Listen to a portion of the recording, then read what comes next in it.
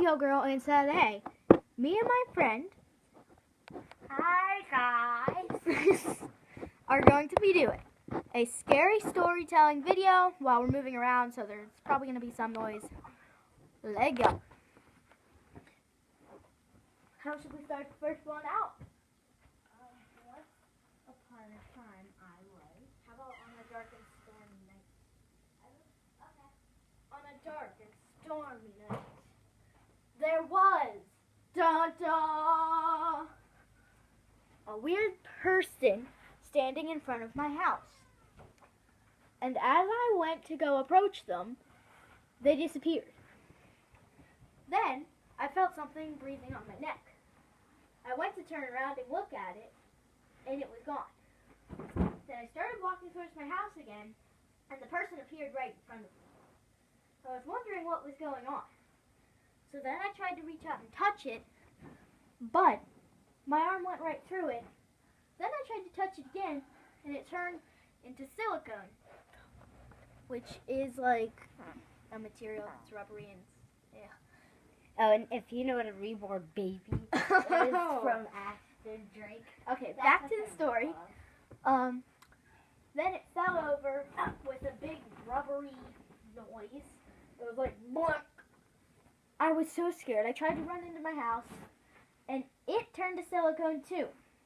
So then I still went inside the door and looked at my mom, and she was standing there with a scared expression on her face.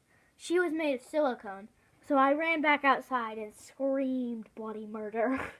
I did not yell bloody murder. I just screamed like that. And I was so scared. I didn't know what to do. I went over to my neighbor's house, and then everything disappeared. I was wondering what was happening when something that looked remotely close to the Grim Reaper came out and said, "You are in the underworld. You shall never make it out." But then I saw an angel, and I was like so happy. I freaked out. It was amazing. It was heaven. I was so happy. It picked me up and threw me into a cauldron, and then I knew what was going to happen. The angel turned into a witch. She was about to cook me in the stew until everything turned into silicone. At that point, I was stuck in a pool of silicone, so I had to try and wriggle my way out. It was very hard, and I wasn't able to do it. So I had to think of a plan. Well, the plan was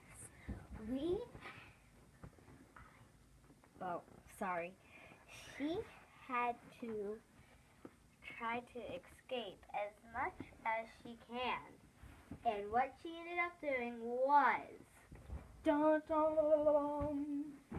she ended up escaping. But as soon as she escaped, she found a little door. And of course she opened it to see what was behind it. And behind it was a killer clown. Yeah. Run away now or you'll never make it out. It screamed. And then I had no idea what to do. So, from there on out, I was walking and running, mostly running, sweating like a crazy person. And I found another door that led me to my school's library. I knew it wasn't the real school library, but I still stuck around. And then the librarian, her face half torn off, walked in front of me and said, "You forgot to return your book yesterday." And I said, "We didn't have library yesterday," and ran. Turns out I woke up and it was all a dream. But wait, something was wrong.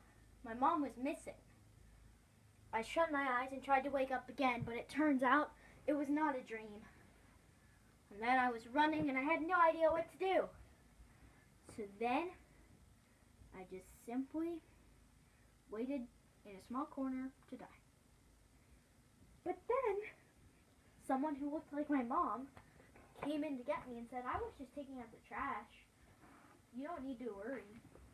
So I clung to her and hugged her so tightly that she fell into a million bits of candy corn. And of course I didn't eat her. Why would I eat my mother? That would just be scary. So then I tried to wake up again. This time I think I might have been in my real house.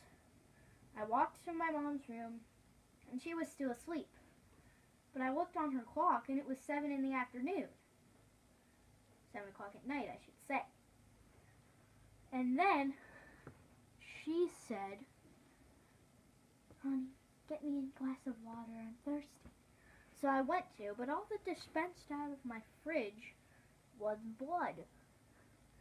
So then, I of course ran outside and screamed for somebody to help me. And then I fell through this giant hole, and I don't know where it came from because there was no holes when I had ran out there.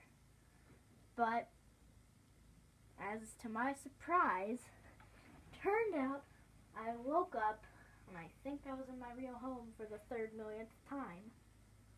I actually was this time, and all was well, except for the fact that my cat had died.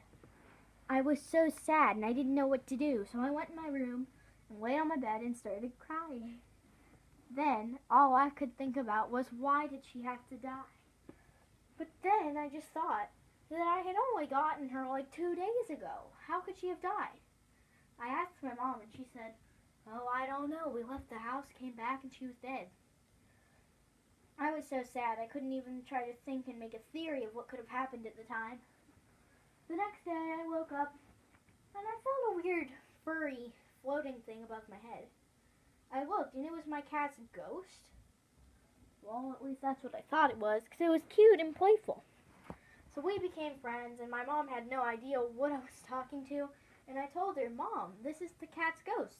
And she said, "You think what you want to think."